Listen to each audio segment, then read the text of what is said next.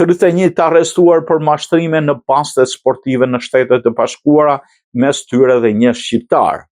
Trajneri Portland Trail Blazer, Chauncey Billups dhe lojtari I Miami Heat Terry Rozier janë arrestuar së bashku me 30 persona të tjerë në një operacion federal që zbuloi 2 skema të mëdha mashtrimi me baste sportive dhe lojra pokerit manipuluara nga familjet mafioze italiane në New York. Mes tyre është një shqiptar, Osman Hoti, I njohur ndryshe si Albanian Bruce ose Big Bruce, në moshës 44 vjeçare nga Richfield Park, New Jersey.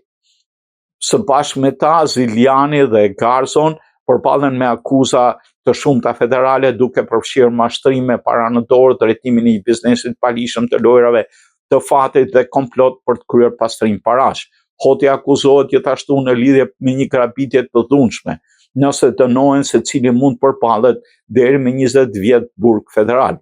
Sipas prokurorisë amerikane, Billups akuzohet për pjesëmarrje në një komplot për të manipuluar lojrat e pokerit me rreziqe të larta duke përdorur pajisje teknologjike për të mashtuar lojtarët dhe për ndarë fitimet me familjet mafioze Gambino, Genovese dhe Bonanno.